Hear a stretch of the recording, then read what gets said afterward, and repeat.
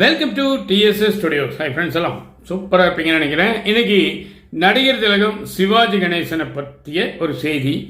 அவரோட நம்ம நண்பர் ஒருத்தரும் இணைகிறாரு. யார் என்ன?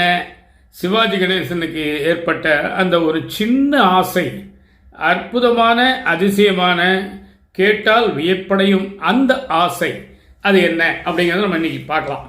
சிவாஜி கணேசன் உலகத்துக்கே தெரிந்த நடிகர்.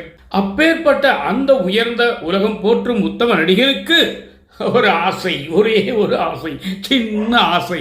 அது என்ன தெரியுமா? நம்ம நண்பருடைய மீசையை பார்த்து, உன் மீசை நல்லா இருக்கியா, உன் மீசை மேலே எனக்கு ஒரு ஆசை அப்படின்னு சொல்லியிருக்கார். இந்த மாதிரி ஒருத்தர் சொல்லுவாரா? அதுவும் அப்பேற்பட்டவர் அப்படின்னு நமக்கு ஆச்சரியமா இருக்கும். ஆனால் சொல்லியிருக்கார். சொல்லப்பட்டவர் நம்ம நண்பர், உங்களுக்கும் தெரிந்தவர், அவரும் ஊருக்கு உலகத்துக்கே தெரிந்தவர். நம்ம நண்பர் ஆர்.பி.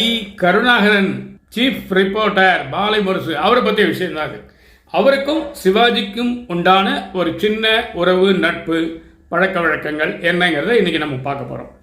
ஒரு சமயம் சிவாஜி கணேசன் கோயம்புத்தூர் வந்து குரு ஹோட்டலில் தங்கியிருக்காரு.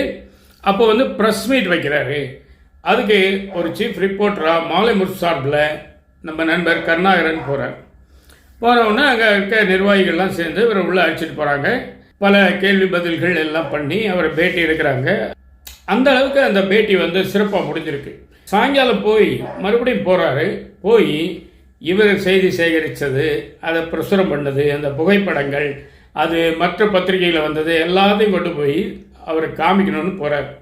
அவரும் அன்போடு வரவேற்று உட்கார வச்சு எல்லாத்தையும் பார்த்துட்டு, அருமையாக இருக்கியா, நீ செய்தி சேகரித்த விதமும் நல்லா இருக்கு, அந்த எழுதின விதமும் நல்லா இருக்கு, அந்த புகைப்படங்களும் நல்லா இருக்கு, அது மட்டும் இல்லை உன் மீசையும் நல்லா இருக்கு அப்படின்னு குழந்தைத்தனமாக சொல்லியிருக்காரு. இவருக்கு ஒரே ஆச்சரியம்.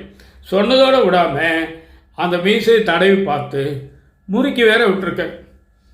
எனக்கு ஆச்சரியமாக இருந்தது இதை கேட்கும்போது.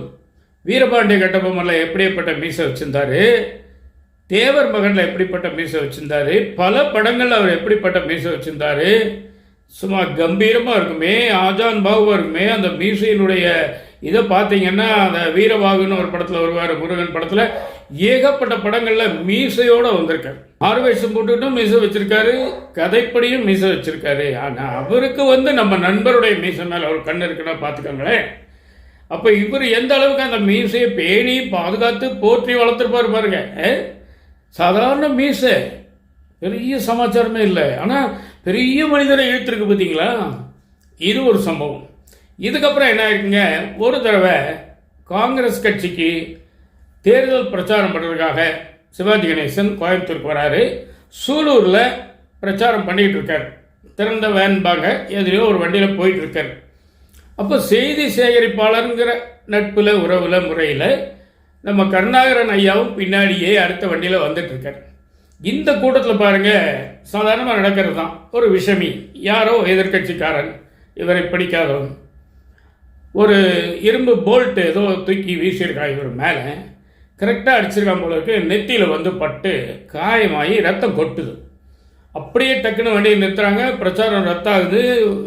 நண்பர் ஓடி வராரு. கருணாகரன் வந்து அவரை தாங்கி பிடிச்சி கேஜி ஹாஸ்பிட்டல் கூட்டிகிட்டு போய் அட்மிட் பண்ணிடுறாங்க. ஒரு மண்டையில் ஒரு கட்டை போட்டு சிவாஜி கணேசனை படுக்க வச்சுட்டாங்க. ஆனால் இவர், மற்றவங்களாம் வீட்டுக்கு போயிருப்பாங்க, இவரை என்ன பண்ணியிருக்காரு, ராத்திரி பூரா உட்காந்து அவர் கூட இருந்து அவரை பார்த்துக்கிட்டு, ஒரு சின்ன காயம்தான், காலையில் சரியான உடனே அவர் வந்துடுறாரு. அவரும் ரொம்ப நன்றிங்கன்னு சொல்லிட்டு போயிடுறாரு. அப்படி ஒரு சந்தர்ப்பத்தில் சந்திக்கும் போது தன்னுடைய ஆசையை மெல்ல, ரொம்ப மெல்ல வெளிப்படுத்துகிறாரு கருணாகரன் சார். என்னன்னா, தயக்கமாகவும் இருக்குது, ஆசையாகவும் இருக்குது. நம்ம மீசை மேலே அவருக்கு ஆசை இருக்கும்போது அவரை நம்ம வீட்டுக்கு கூப்பிட்றதுல ஏன் நமக்கு ஆசை இருக்கக்கூடாது அப்படின்னு இவரைத்தானே திடப்படுத்திக்கிட்டு, இவர் இருக்கார் 6 அடி உயரத்துக்கு, ஆஜான் பாகுவா இருக்கார். ஆனாலும் சில நேரங்களில் சிலரோட பழகும்போது எச்சரிக்கை உணர்வு தேவை. அது அந்த நியூஸ் ரிப்போர்ட்டருங்கிற முறையில் அவருக்கு அதிகமாகவே இருக்கும். ஏன்னா பொது காரியங்களில் போடுறாங்க இல்லைங்களா. அதனால் இஷ்டத்துக்கு நம்ம சொந்த கற்பனையும் போட முடியாது, இல்லாதையும் போட முடியாது, இருக்கிறதையும் நாசுக்காக தான் போட முடியும். நிறைய இருக்குது விஷயம் அதில். அதாவது உள்ளே இருக்கவங்களுக்கு தான் அதோட அனுபவம், அருமை, பெருமையெல்லாம் தெரியும். அப்போ இவர் என்ன பண்ணுறாரு, மெல்ல மெல்ல தயக்கத்தை விட்டு வச்சுட்டு, ஐயா நீங்கள் ஒரு நாளைக்கு எங்கள் வீட்டுக்கு வரணும், ஒரு வேளை சாப்பிட்ற மாதிரி வரணும் அப்படின்னு மென்னு முழுங்கி சொல்லிட்டார். மற்ற இடங்கள்லாம் இவர் வீரமாக பேசுவார், அங்கே வரமாட்டேங்குது வாய், அப்படியே தயங்கி அப்படியே பம்பி சொல்லிட்டார். அதுக்கு என்ன வந்தால் போச்சுட்டாரோ அவர் அசால்ட்டாக. இதை இவரும் எதிர்பார்க்கல. பொதுவாக இந்த மாதிரி யாராவது வீடுகள் கூப்பிட்டா நடிகர்கள் போகிறத குறைச்சிக்குவாங்க. ஏன்னா அங்கே கூட்டம் சேரும், பல அசம்பாவிதங்கள் நடக்கும், பக்கத்து வீட்டுக்காரனுக்கு பிடிக்காத இருப்பான், என்னென்னமோ நடக்கும். அவர் சாதாரணமாக ஒத்துக்கிட்டார். காரணம் என்னென்னா அந்த 2 பேருக்கும் இடையிலான அந்த நட்பு பண ரீதியாகவோ பொருள் ரீதியாகவோ பதவி ரீதியாகவோ வேறு எந்த ஒரு அடிப்படையில் அது வரல. பரஸ்பரம் அன்பு. இவர் எந்த எதிர்பார்ப்பும் இல்லாமல் சிவாஜி கணேசன் மேலே அன்பை செலுத்துகிறாரு. காரணம், இவர் ஒரு சிவாஜி ரசிகர். அந்த பல படங்கள் பல முறை பார்த்துருக்கார். அவர் வெறியர்னு கூட சொல்கிறார் ஒரு இடத்துல.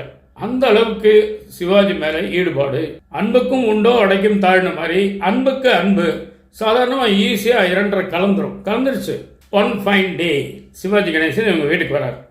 அவர் சிவாஜி கணேசன் வீட்டுக்குள்ளே வரும்போது இவருடைய மூத்த பையன் 5 வயசு பிரவீன்கிற பையன் ஒரு ஆப்பிள் அவர் கையில் கொடுத்து வரவேற்கிறார். அவரும் அதை அன்பாக வாங்கிக்கிறார். வாங்கிட்டு, தம்பி உனக்கு எந்த நடிகரையா பிடிக்கும் அப்படின்னு கேஷுவலாக கேட்டுருக்கார். கேட்ட மறுநிமிஷம் பாருங்கள், அந்த பையன் யோசிக்கலை, ஒன்றும் பண்ணல, யாரையும் பார்க்கல, அப்பா அம்மா பார்க்கல, யாரையும் கேட்கல. பட்டக்குன்னு சொன்ன வார்த்தை ரஜினிகள் அப்படின்னு இருக்கார். ரஜினி வந்து சூப்பர் ஸ்டாரு யாருன்னு கேட்டா சின்ன குழந்தையும் சொல்லும் அப்படிங்கிற டைம் அது. அதுக்கு சிவாஜியோட ரியாக்ஷன் பாருங்க, தொடர்ந்து ரொம்ப நேரம் சிரிச்சாராம். அந்த பையனுடைய யதார்த்தம், அந்த ரஜினியுடைய உழைப்பும் முன்னேற்றம் எல்லாத்தையும் கலந்து அவர் ரொம்ப ரசித்து அதை சிரிச்சிருக்கார். அன்னைக்கும் வழக்கம் போல் நம்ம நண்பர் மீசைய தடவி பார்க்கறது என்ன, முறிக்க விடுறது என்ன, அதுலேருந்து என்ன பண்ணிட்டாரோ எங்கே பார்த்தாலும் பக்கத்தில் வர சொல்லி அந்த மீசையை முறிக்க விட ஆரம்பிச்சிட்டாராம். அப்புறம் அவங்க வீட்டில் தங்கி இருந்து அந்த மாலை டிஃபன்லாம் முடிச்சுட்டு தான் அவர் போயிருக்கார். இன்றைக்கும் அதை பற்றி சந்தோஷமாக நினச்சி பார்த்து புக் எழுதுகிறார். அப்படின்னா your really great mister R.B. Karunakaran. இதான் விஷயம். நிச்சயமாக இந்த விஷயம் உங்களுக்கு பிடிச்சிருக்கும்னு நினைக்கிறேன். உங்கள் கருத்துக்களை எதிர்பார்க்குறேன். மீண்டும் அடுத்த எபிசோடு சந்திப்போமா? அதுவரை உங்களிடம் விருது உங்கள் அன்பன் டி. சண்முக சுந்தரம், போத்தனூர், கோயம்புத்தூர். நன்றி, வணக்கம்.